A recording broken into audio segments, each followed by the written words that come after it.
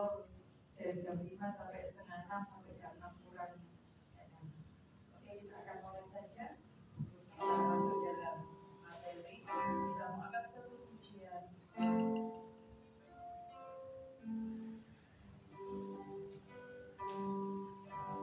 Rasanya kasih.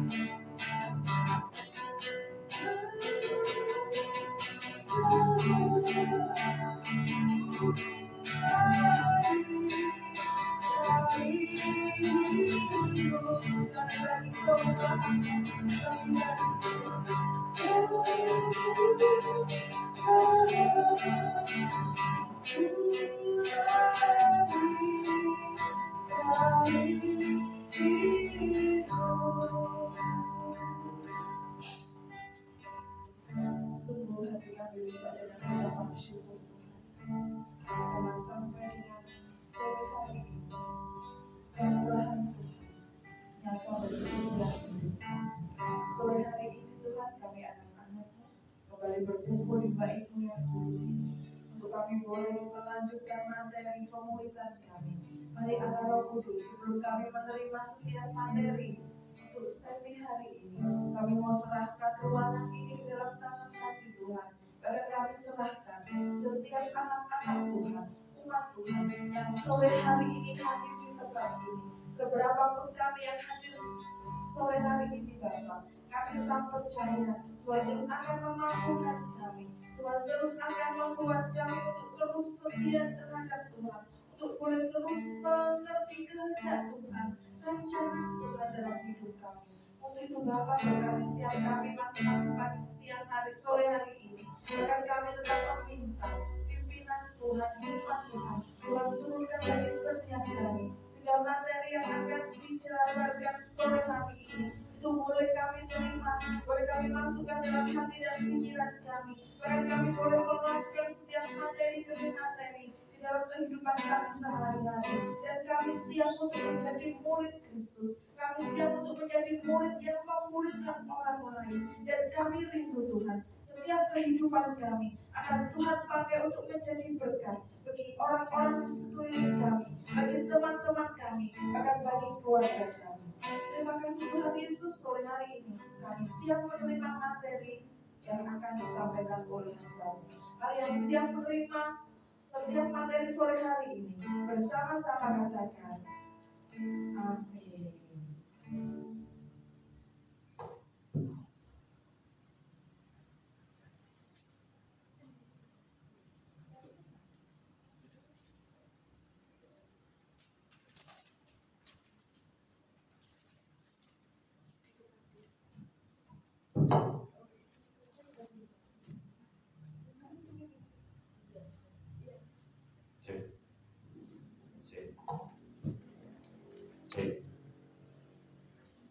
Cek.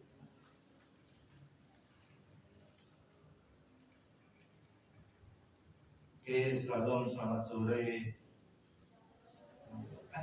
Masih tadi ngapain aja semuanya? Lagi pada kegiatan kan? Lagi pada kegiatan? Atau kegiatan nyuci baju? Ya, yuk. Maju aja kak, maju aja kak. Yang bulan Roh Kudus, ya, itu yang baptisan air tolong dikembalikan. Ya, yang kebetulan Roh Kudus bukan baptisan air. Baptisan air kan sudah kemarin.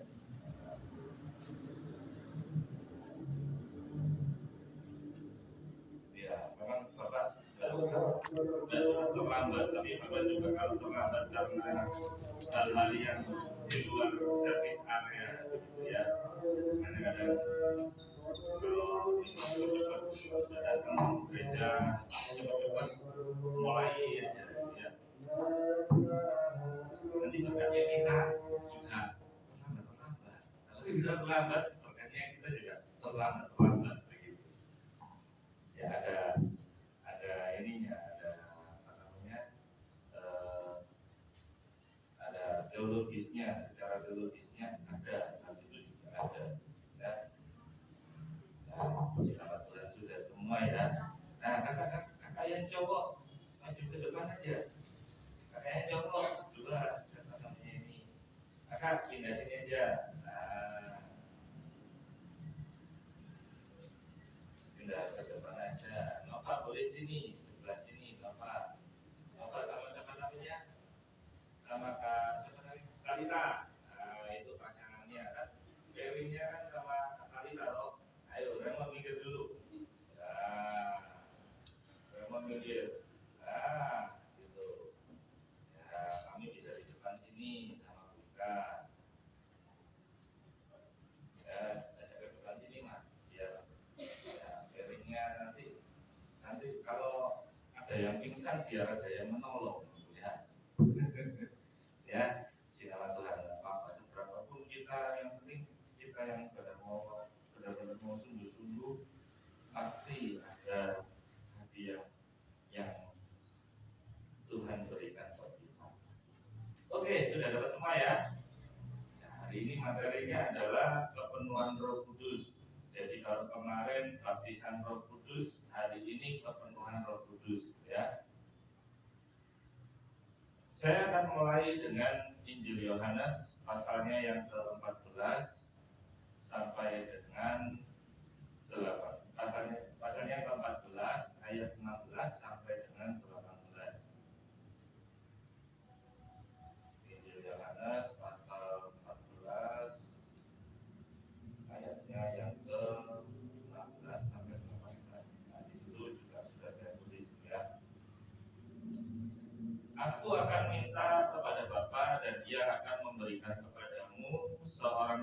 yang lain, supaya ia menyertai kamu selama-lamanya, yaitu roh kebenaran. Dunia tidak dapat menerima dia sebab dunia tidak melihat dia dan tidak mengenal dia. Tetapi kamu mengenal dia, sebab ia menyertai kamu dan akan diam di dalam kamu. Aku tidak akan meninggalkan kamu sebagai yatim piatu. Aku datang kembali kepadamu. Perhatikan yang saya garis bawahi, di situ ada kata-kata yang pertama penolong, yang kedua supaya menyertai kamu selama-lamanya, yang ketiga adalah roh kebenaran. Ya. Jadi yang dikatakan penolong, yang dikatakan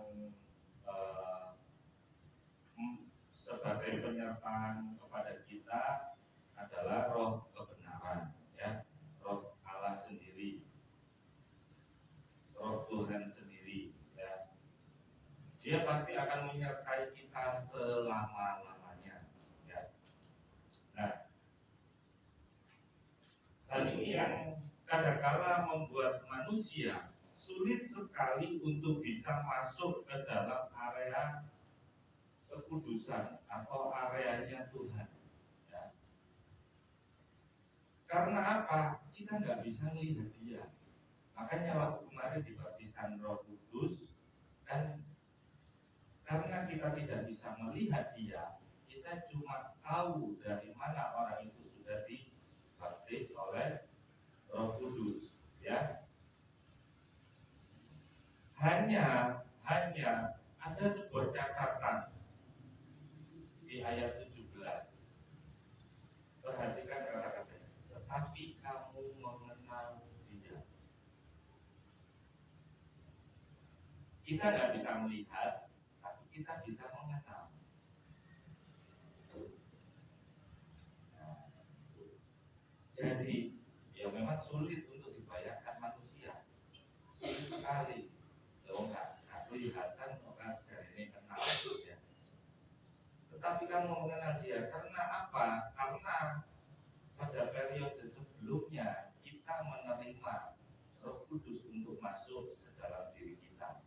Jadi sama seperti dengan kemarin saya sampaikan, sama seperti baptisan air, baptisan Roh Kudus juga demikian. Ada penolakan yang terjadi dalam diri kita kalau kita nggak kenal. Jadi ketika Roh Kudus mau membaptis kita, Tuhan kasih anugerah, Tuhan kasih kesempatan pada kita untuk menerima baptisan air. Tapi kitanya juga biasanya sering menolak, ya. Begitu juga dengan Roh Kudus. Kalau kita nggak kenal dia, ya kita tolak. Kalau kita nggak mengenal jalan-jalannya, ya biasanya kita menolak. Nah, siapa sih itu Roh Kudus, ya?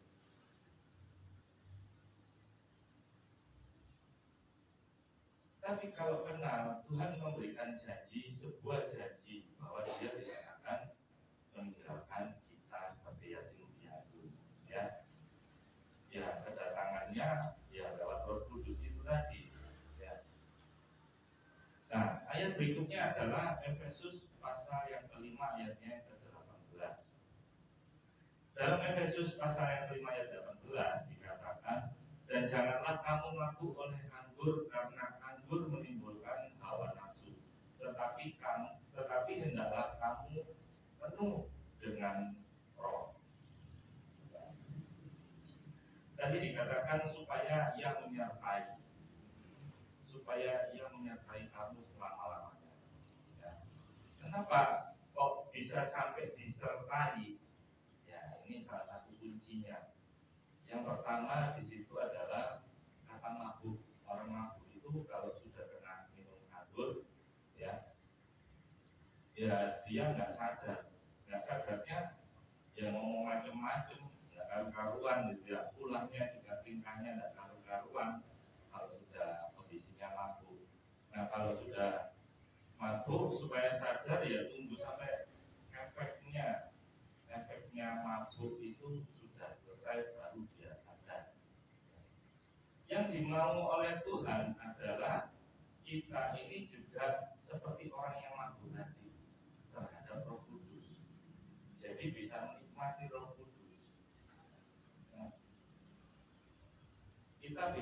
menikmati terus tanpa berhenti. Ya. Bahkan kalau bisa kita juga ketika mengalami kepenuhan Roh Kudus, ya kita juga tidak sadar. Ya. Secara teologis, kata mabuk di situ dan kata penuh di situ yang pertama adalah kata mabuk dulu ya. Itu bahasa Inggrisnya dalam versi King James-nya adalah to be drunk. Bahasa Yunaninya, bahasa Alkitab aslinya adalah metusko. Ya. Bentuk katanya first present tense. Begitu juga dengan kata penuh. Kata penuh, kata bahasa Inggrisnya be filled. Jadi makanya kenapa saya kasih garis bawah to be sama be. Ya. Itu adalah kata present tense. Bahasa Yunaninya adalah pleroo. Ya. Sama, kedua-duanya memiliki sama. Jadi dua kondisi berbeda yang dibandingkan oleh Tuhan Yesus itu untuk membawa kepada kondisi yang baik. Jadi kalau yang satunya kondisi tidak baik, mabuk oleh anggur, hasilnya adalah hawa nafsu tidak baik, ya, hancur-hancuran, kurangan, ya. Tetapi yang satunya adalah mabuk juga karena Roh Kudus. Makanya kalau kadang kita dengar cerita, ya, orang kalau dilawan Roh Kudus dia seperti orang nggak sadar. Kan sama, orang mabuk juga kalau sudah minum kan juga nggak sadar. Jadi Tuhan itu mau kita seperti itu, benar-benar dibawa oleh Roh Kudus itu sampai terus menerus. Ya. Nah, kata verb present tense ini adalah kata kerja perintah yang menyatakan kejadian saat ini berulang-ulang menjadi sebuah kebiasaan atau rutinitas, dan itu merupakan kebenaran umum. Jadi verb itu kan kata kerja, present tense itu kan yang sekarang ini dan berikutnya. Jadi mulai saat ini sampai berikutnya harus diulangi terus, ya. Nah, apa itu kepenuhan Roh Kudus? Kepenuhan Roh Kudus kita bisa tarik kesimpulan bahwa secara umum dipenuhi Roh Kudus berarti dikuasai dan didominasi oleh hadirnya pribadi dan kuasa Roh dalam diri orang percaya. Kalau tadi dibandingkan dengan anggur, ya, didominasi oleh karena anggur, ketidaksadarannya yang negatif, maka kalau kepenuhan Roh Kudus hasilnya adalah positif. Hadirnya pribadi dan kuasa Roh, pribadinya siapa? Pribadi Yesus, ya, pribadi Roh Kudus juga, ya, menguasai dalam diri kita. Nah, dari keduanya tadi juga kita bisa simpulkan, dapat dikatakan bahwa pemenuhan Roh Kudus merupakan suatu tuntutan yang seharusnya ada dalam diri orang Kristen secara terus-menerus dan nyata terlihat dari luar oleh orang lain, ya. Orang kalau mabuk kan gitu, jalan sempoyongan gitu kan, ke kanan ke kiri sempoyongan, kan kelihatan loh, ya, benar nggak? Kelihatan kan kalau orang mabuk jalan sempoyongan kan kelihatan. Pertanyaannya, proses anggur itu mempengaruhi tubuh manusia kelihatan nggak? Kelihatan ya? Jadi begitu minum anggur, kemudian dia masuk ke dalam sini, ke dalam perut, terus habis itu mempengaruhi saraf-saraf, kelihatan nggak? Prosesnya kelihatan. Kakak bisa tembus padang, bisa melihat tembus padang, kan nggak kelihatan loh, ya kan? Proses minumnya air masuk, kemudian masuk ke lambung, apa kan nggak kelihatan kan? Secara kasat mata nggak kelihatan, ya. Tapi orang lain bisa melihat, orang itu, sehingga bisa berkata, orang itu mabuk. Karena apa? Kan tingkah lakunya, dia nggak karuan, ya kan? Terus jalan sempoyongan, habis gitu lantai sendiri ya. Nah, kan kelihatannya gitu ya. Lalu yang kedua adalah dipenuhi Roh Kudus tergantung kepada kadar iman serta penyerahannya di hadapan Tuhan. Jadi dari dua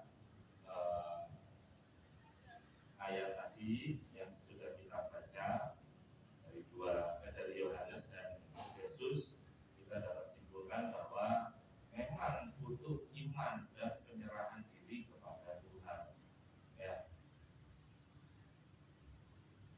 Agar bisa penuh dalam Roh Kudus, mengalami pemenuhan Roh Kudus, maka cara yang kita bisa ikuti ya hanya dengan di Matius pasal 16 ayat 24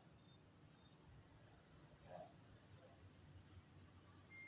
Coba kita buka Matius, coba kita buka Alkitab kita, Matius pasal yang ke-16 ayatnya yang ke-24 ya. Sudah ketemu semua ya. Matius pasal yang ke-16 ayat yang ke-24. Lalu Yesus berkata kepada murid-muridnya, setiap orang yang mau mengikut aku, satu, dia harus menyangkal dirinya, dua, memikul salibnya, dan tiga, mengikut aku. Menceritakan seperti itu. Mau nggak mau, ya memang harus mau. Tuhan cuma kasih rumus paten satu, kalau mau ikut dia, ya tiga hal ini. Nggak ada lagi, tidak ada tambahannya, sambil berbagi berkat, sambil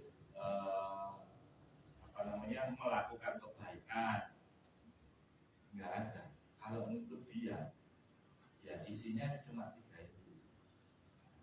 Memang berat, ya. Saya juga di awal-awal dulu berat, sangat berat sekali. Yang pertama menyangkal diri, berarti menghilangkan egosentris atau egonya diri sendiri, lebih mengutamakan orang lain. Ya, bayangkan Yesus kemana-mana, berjalan kemana-mana, kemudian hanya untuk menyelamatkan kita itu rela dicambuk, rela dipaku, kayu salib. Ya. Lalu yang kedua adalah memikul salib. Memikul salib artinya siap menanggung segala penderitaan, tantangan atau konsekuensi iman. Konsekuensi iman itu biasanya dicemooh, kemudian ditolak. Ya. Kamu orang Kristen ya, kalau di sekolah atau mungkin di tempat-tempat lain biasanya kamu orang Kristen ya, akhirnya tidak dijadikan teman. Ya, kalau di orang Kristennya menjadi yang minoritas, kemudian dikucilkan karena itu benar. Ya, dicemooh, iya. Dicemooh apa sih contohnya Pak? Dicemooh itu begini. Kalau kita ini mau melakukan kebenaran, ya, berbagi kasih, ternyata dicemooh. Kamu jangan nama ya, supaya kamu bisa dicemooh orang. Tantangannya seperti itu, ya. Dikucilkan karena itu benar, misalkan apa? Misalkan, namanya kalau sekarang itu lebih suka mengikuti hobi daripada beribadah. Nah, itu tantangan-tantangan sekarang. Lebih suka kumpul-kumpul, kongkong-kongkong, makan-makan di kafe atau di tempat-tempat seperti itulah, ya, daripada berangkat ke gereja. Atau mungkin tidak ke gereja, waktunya jam doa misalkan ya, sudah janji sama Tuhan, aku mau doa setiap hari Tuhan jam 5 pagi. Terus temannya bangun, ngapain pagi-pagi bangun jam segini, cuma buat doa. Toh hidupmu juga tetap aja diberkati kan, toh kamu juga rumah dikucilkan. Memang seperti itu. Itu sudah sangat-sangat wajar sekali. Ya. Bagi orang-orang Kristen yang mau benar-benar berjalan mengikut ajaran Yesus, pasti ada konsekuensi-konsekuensi seperti itu. Kecuali lingkungannya mayoritas Kristen.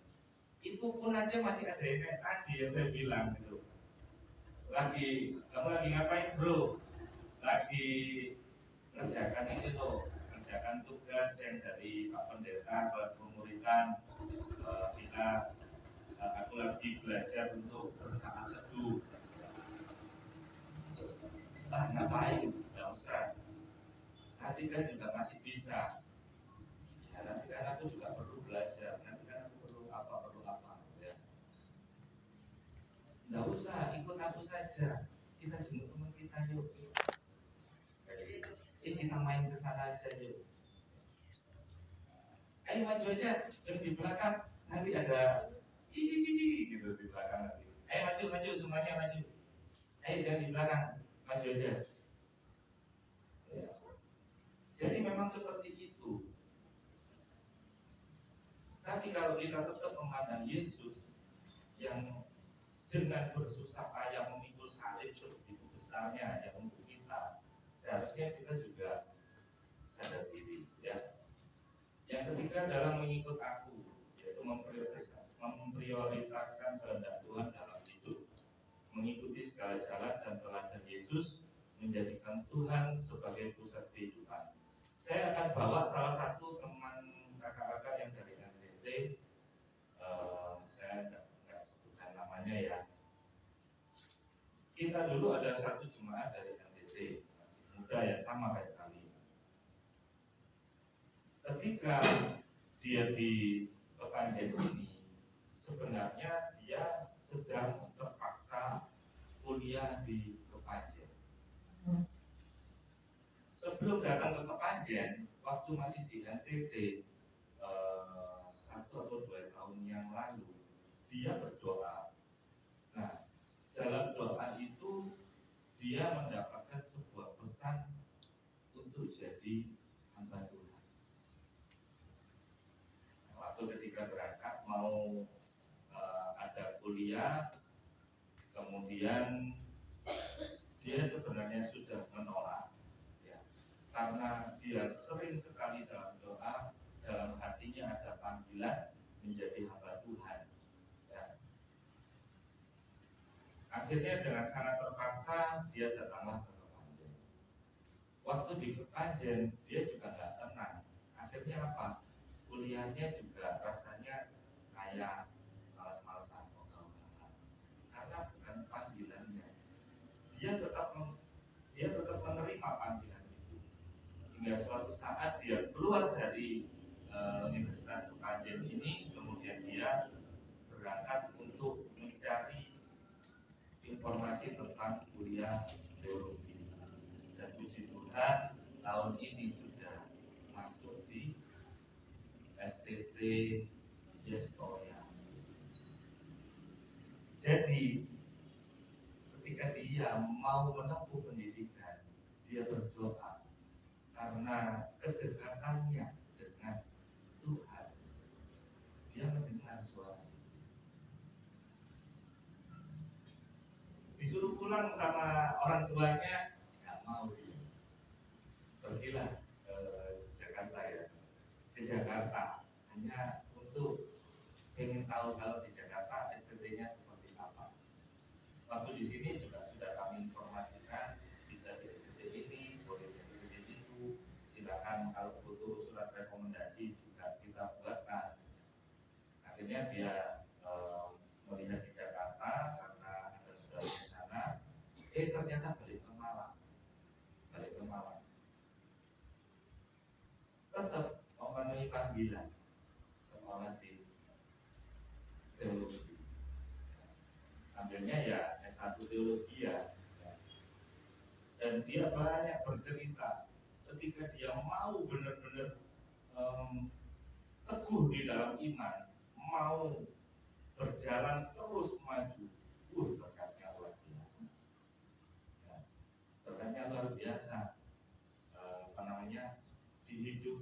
tanpa ada kiriman dari orang tua juga. Selalu ada jalan dalam dia melewati ya beberapa bulan ini kemarin dia sendirian. Ya. Juga nggak hubungi kami tahunya dia sudah ada di Malang. Jadi seperti itu ya. Itu salah satu contoh yang benar-benar memprioritaskan kehendak Tuhan dalam hidup. Kalau saya sama ibu sudah sering kesaksian ya. Jadi bahkan prosesnya kalau kita kembali lagi ke awal materi kelas disciple ya, nanti habis ini berubah jadi kelas doulos ya. Kalau sekarang disciple. Yang asalnya manusia berdosa secara natural ya, dari lahir sudah manusia berdosa meskipun KTP-nya Kristen ya, meskipun NIK di dalam kakaknya nanti ditulis Kristen, tetap saja manusia berdosa ya. Dia harus melewati proses yang namanya pertobatan sejati sehingga berpindah dari kerajaan gelap menuju kerajaan terang. Dia menjadi manusia terang, lalu belajar mengenal Bapa, Yesus dan Roh Kudus. Ya. Salah satu yang diceritakan oleh Alkitab adalah tentang sida-sida Ethiopia. Dia sudah menjadi manusia terang. Dia ingin tahu siapa Bapa, siapa Yesus, siapa Roh Kudus. Lalu kemudian Tuhan menyuruh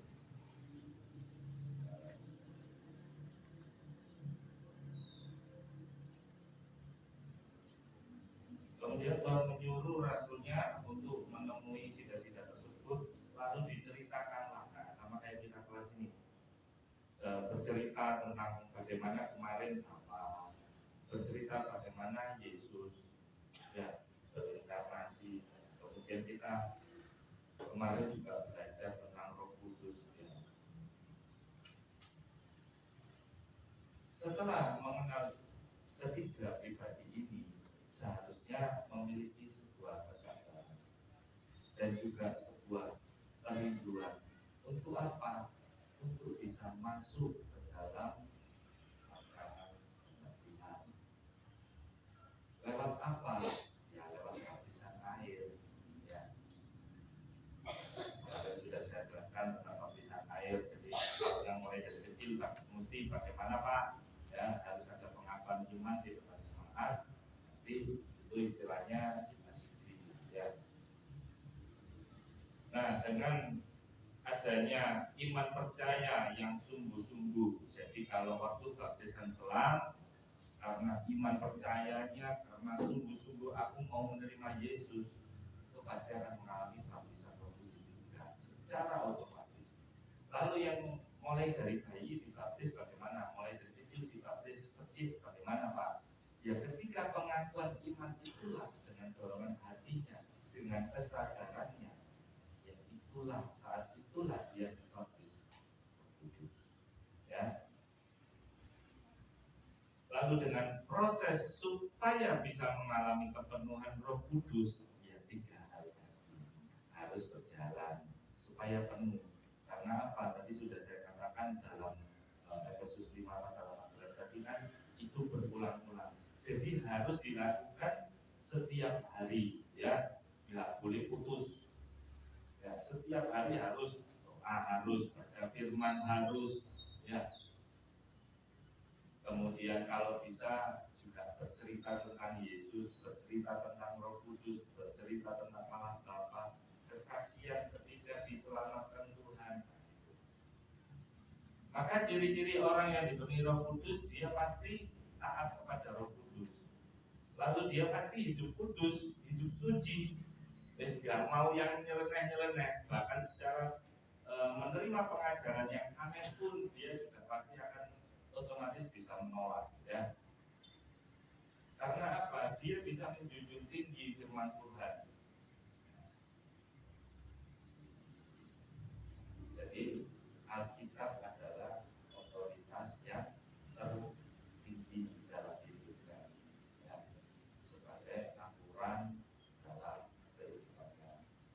yang keempat bisa mengabarkan Injil tadi yang saya katakan ya. Lalu berani dipimpin oleh Roh Kudus untuk menjalankan kehendak Allah seperti yang saya saksikan itu tadi. Kemudian dia pasti bisa menghasilkan buah roh. Ya, itu pasti. Pak, kan ada tuh Pak, kalau kita lihat di YouTube ya, orang yang dipenuhi Roh Kudus itu kan bisa katanya, bisa berbahasa roh. Nah makanya ini saya bahas juga di sini. Jadi kalau orang mengalami kepenuhan Roh Kudus, ya bukan hanya bisa berbahasa roh, ya, tapi juga hal-hal yang lain. Di sini saya tuliskan 6 poin itu juga pasti terjadi. Khusus bahasa roh, saya cantumkan dari 1 Korintus pasal yang ke-14 ayatnya yang ke-4.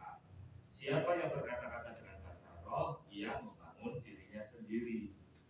Jadi bahasa roh itu memang urusannya dengan pribadi. Tetapi juga ketika sebuah ibadah, sebuah pertemuan, sebuah pelayanan pastoral, ketika seseorang kemudian berbahasa roh, nah yang kita percaya di situ pasti ada yang bisa menghasilkan bahasa roh. Mungkin saat ini di gereja kita belum ada, ya. Saya sendiri terus terang belum bisa menafsirkan bahasa roh, tapi saya hanya bisa merasakan apa yang orang tersebut rasakan atau orang tersebut ungkapkan. Secara spesifik terus terang saya belum bisa, ya. Jadi saya percaya nantinya gereja kita juga pasti akan ada salah satu jemaat yang memiliki jawaban kenabian, karena biasanya yang bisa menerjemahkan itu mereka memiliki karunia kenabian. Itu dengan hubungannya dengan nubuatan, biasanya seperti itu. Nah, bahasa roh sendiri secara pribadi secara pribadi itu manfaatnya apa? Manfaatnya supaya menjaga kita taat kepada Roh Kudus. Ya, kita juga dijaga dalam hidup kudus, gitu ya. Jadi faedahnya memang hampir mirip, ya, dengan ciri-ciri hampir mirip. Memang itu untuk pribadi. Selain itu, bahasa roh juga adalah bahasa yang rahasia. Boleh ditambahkan di sana, kalau bahasa roh itu bahasa rahasia antara manusia dengan Tuhan. Itu makanya tidak ada yang tahu. Kalau aturan tata gereja saya sudah sempat jelaskan, ya, sudah beberapa kali pertemuan khotbah, ya. Jadi itu bahasa rahasianya kita. Nah, orang yang berbahasa roh biasanya seperti ini. Dia sungguh-sungguh berdoa, kemudian dia ungkapkan apa yang menjadi pengharapannya, ucapan syukurnya. Kalau Roh Kudus jamaah, nah dia biasanya mengeluarkan kata-kata yang lain. Tapi di otaknya itu tetap seperti misal kalau kita lagi berdoa pakai bahasa Indonesia, ya tetap jalan kayak bahasa Indonesia. Tuhan engkau sungguh agung, engkau sungguh mulia, Tuhan sungguh ajaib, aku bersyukur atas berkat-Mu, aku memuliakan Engkau. Nah, seperti itu. Ya. Jadi prosesnya seperti itu. Orang berbahasa roh itu, dia secara kesadaran akal tetap ada, tetapi secara jasmani yang tadi saya bilang seperti orang mabuk, ya. Jadi nggak sadar. Ini mulutnya ngomong apa nggak sadar. Jadi antara mulut, otak dan tubuhnya ini berbeda sudah, nggak sinkron. Dan Tuhan itu mau kita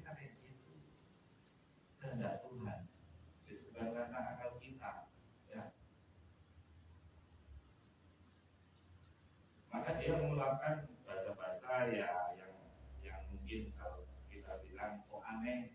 Makanya kalau di dalam kejadian Pentakosta dikatakan orang itu mabuk gitu.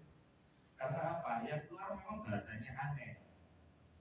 Tetapi karena di situ kuasa Roh Kudus melawat semua orang di sana, mereka bisa tahu apa yang dikatakan orang-orang ini. Nah, itu tadi yang saya bilang, ada karunia atau jabatan kenabian, pembuatan. Ya. Itu yang terjadi di Pentakosta. Lalu faktor penghambatnya apa saja, Pak? Untuk orang bisa mengalami kepenuhan Roh Kudus. Dalam Galatia pasal 5 ayat 19 sampai 21a dikatakan ya perbuatan daging. Tidak ada lagi yang menghambat kita penuh mengalami kepenuhan Roh Kudus, ya hanya perbuatan daging, antara lain percabulan, kecemaran, hawa nafsu, penyembahan berhala, sihir, perdukunan, gitu ya. Kemudian perseteruan, marahan, ya, takwawu, ya. Orang Jawa itu ada bahasa takwawu, ya. Perselisihan, iri hati, amarah, kepentingan diri sendiri, egosentris, percideraan, ya menyakiti orang lain dengan kekerasan. Kemudian roh pemecah itu apa ya, kelompok-kelompokan itu, kelompok satu, gitu ya. Kedengkian, mabuk-mabukan, pesta pora dan sebagainya. Ini faktor-faktor penghambatnya orang untuk mengalami kepenuhan Roh Kudus. Ya, mengapa demikian? Karena ya memang keinginan daging, keinginan manusia ya berlawanan dengan keinginannya Roh Kudus. Pikirannya Tuhan dan pikirannya manusia nggak sinkron. Hanya dengan ajar Roh Kudus di dalam diri kita, maka kita bisa sinkron dengan Tuhan. Tahu apa yang Dia mau dalam kehidupan kita.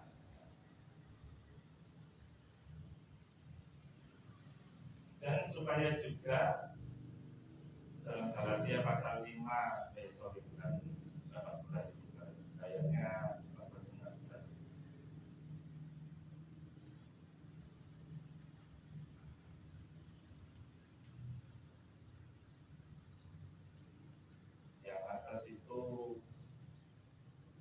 Yang atas itu tolong diganti 21B.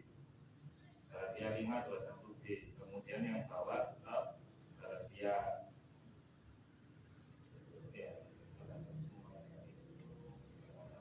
oh iya benar. Yang atas itu benar, Galatia 5 pasal 17. Kemudian yang bawah itu 21B. Tadi kan 21A, ini 21B. Terhadap semuanya itu kuperingatkan kamu seperti yang buat dahulu, bahwa barang siapa melakukan hal yang demikian, dia tidak akan mendapat bagian dalam kerajaan Allah. Jadi ya mungkin masuk ke kerajaan Allah, dibuang sama Tuhan. Seperti apa? Seperti ranting yang tak berbuah, ya kan? Seperti anggur yang tak ngajak pada pokok anggurnya, ya pasti dibuang sama Tuhan. Jadi bisa kita simpulkan dampak dari kepenuhan Roh Kudus adalah perubahan karakter, pertumbuhan rohani, hidup yang dipimpin Roh Kudus kepada kehendak Tuhan dalam panggilan khususnya, dan memiliki kuasa untuk memberitakan Injil. Lalu yang kedua adalah hal yang diperlukan supaya mengalami kepenuhan Roh Kudus. Caranya ya terus menanti-nantikan Tuhan hadir dalam hidupnya, kemudian memuji-muji Tuhan, nyanyi rohani, ya. Lalu bersekutu seperti ini, tidak menjauhi persekutuan rohani, ya. Yang pasti mengalami baptisan Roh Kudus dulu, baru bisa kepenuhan Roh Kudus, ya. Maka kita akan bisa menghasilkan seperti ini.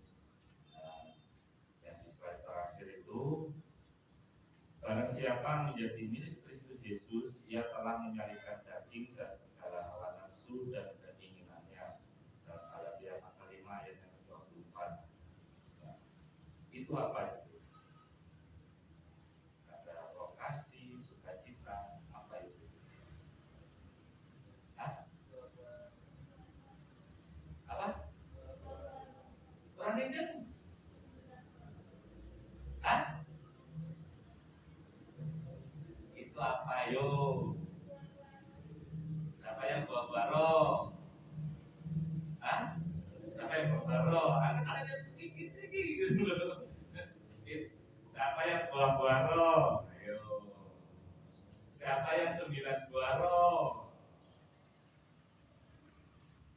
siapa yang buah roh? Lupa ya. Coba dibuka Galatia pasal yang kelima ayat yang ke-22. Coba tulisannya apa? Silakan dibaca bersama. Ketemu semua ya? Sudah ketemu? Amin. Amin. Ayo coba dibaca dalam Galatia pasal kelima ayat 22. 3, 2, 1. Oh, tetapi berarti yang benar apa? Bukan buah-buah roh, bukan 9 buah roh. Ya, itu bentuknya kalau di bahasa Yunani-nya adalah tunggal. Ya, jadi bukan jamak. Nah, kalau jamak berarti buah-buah roh. Banyak kan, buahnya banyak. Gitu loh. Contohnya ini mie-nya banyak, ada 1, 2, terus ada lagi kita punya di belakang 5 misalnya.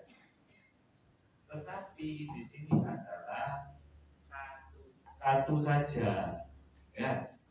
Nah, satu mic ini isinya apa? Ada spons, ada karet, ada baterai, ada digital on off-nya, ada frekuensinya. Ingat ya, nggak boleh salah. Sudah paham sekarang? Jadi kata aslinya memang tunggal. Kalau kita bayangkan itu kayak jeruk, ya. Jeruk kan isinya banyak tuh, sisir gitu kan, ya kan? Nah, jadi kasih itu juga termasuk utuh namanya jeruk, dibuka satu juga namanya jeruk. Kan nggak mungkin kalau utuh namanya jeruk dibuka berubah jadi manggis, ya kan nggak mungkin loh. Nah, jadi harus utuh. Buahnya harus utuh. Orang kalau sudah mengalami baptisan Roh Kudus, dia mau untuk berjalan, ya, untuk mendapatkan penuh dengan Roh Kudus. Yang keluar adalah buah roh. Satu utuh, yaitu karakter Kristus yang isinya kasih, sukacita, damai sejahtera, sabar, penguasaan diri, kebaikan, kelembutan, kemurahan, kesetiaan. Kalau nggak utuh, contohnya kayak gini. Kadang-kadang sabar, kadang-kadang sukacita, kadang-kadang sedih. Apa sedikit? Sedih. Apa sedikit? Sedih. Gitu ya. Kadang murah hati, kemurahan, ya, suka memberi. Kadang ya. Nah, jadi kalau orang sudah penuh dengan Roh Kudus, benar-benar dikuasai sama Roh Kudus, dikuasai oleh Yesus, dikuasai oleh Tuhan, menjadikan Tuhan pusat kehidupannya, ya semuanya ini pasti keluar. Ini yang diminta sama Tuhan. Ini yang diminta supaya kita mengeluarkan. Jadi nggak satu-satu. Nah, damai sejahtera tapi pelit. Damai sejahtera karena duitnya banyak, tapi pelit, nggak mau berbagi sama orang. Nah, gitu ya. Setia sama pasangannya, tapi suka KDRT. Nah, kalau itu dalam rumah tangga. Kalau masih single, masih jalin hubungan atau yang kita sebut secara umum lagi pacaran gitu ya. Ya setia memang, nggak pernah selingkuh, tapi sukanya apa? Protektif yang berlebihan. Apa kemarin? Protektif yang berlebihan. Apa kemarin protektif yang berlebihan? Ada yang ingat? Coba dilihat itu. Ada apa artinya? Apa itu protektif yang berlebihan? Oh,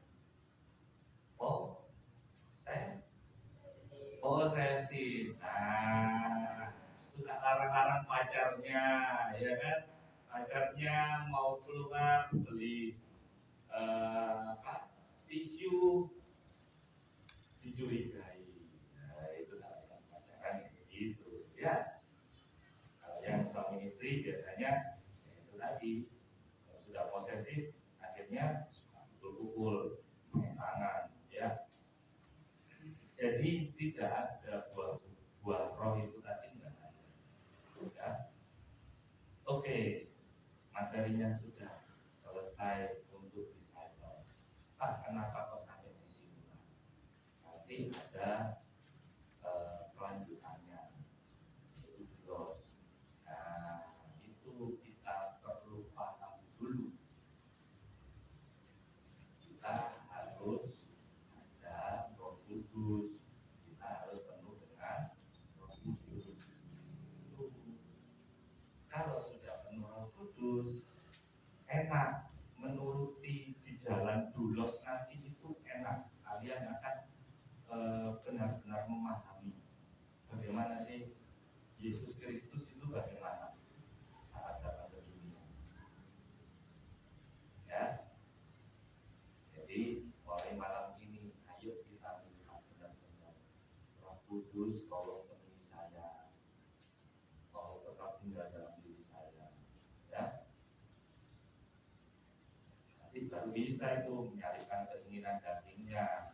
Ya, oke. Ada pertanyaan sampai di sini? Saya membuka pertanyaan kepada yang ikut malam hari ini. Ada yang mau bertanya? Lemon, balik. Itu lama mon. Itu tadi ngapain? Ada yang mau bertanya? Boleh, silakan tanya. Atau mungkin pertanyaan yang di luar materi tadi juga boleh. Kalau ada yang mau tanya, silakan. Ya, kayak apa yang kemarin kan sempat tanya. Nah, ini kurang dingin. Apa yang kemarin sempat tanya, Pak, bagaimana saya meyakini satu orang lain bahwa bisa itu hanya satu kali? Ada yang kemarin tanya seperti itu. Ada yang mau tanya? Silakan. Boleh tentang kepenuhan Roh Kudus, baptisan Roh Kudus, baptisan air boleh, pertobatan sejati juga boleh. Materi 1-7, silakan. Ada yang mau tanya?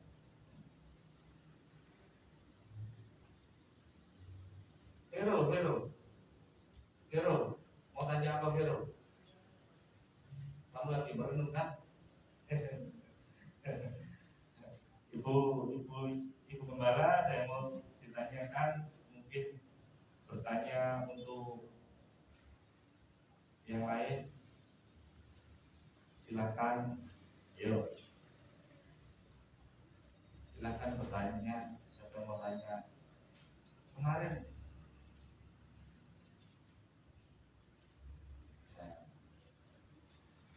minggu depan tetap datang.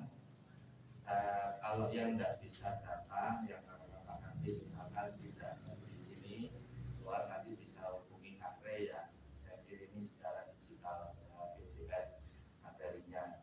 Jadi tetap bisa sebagai bahan belajar. Ya. Minggu depan kalau datang semuanya, saya mau melengkapi materi 1-7. Jadi map kuningnya juga tolong dibawa ya.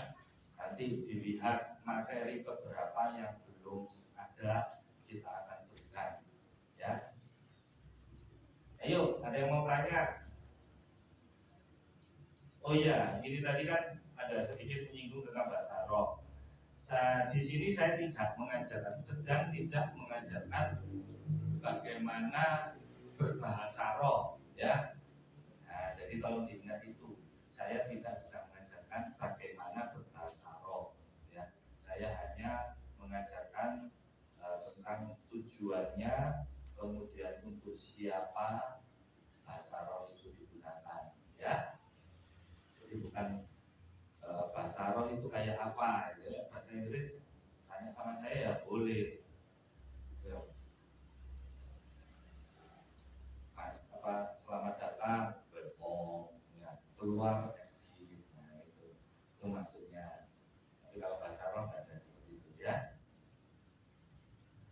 Jadi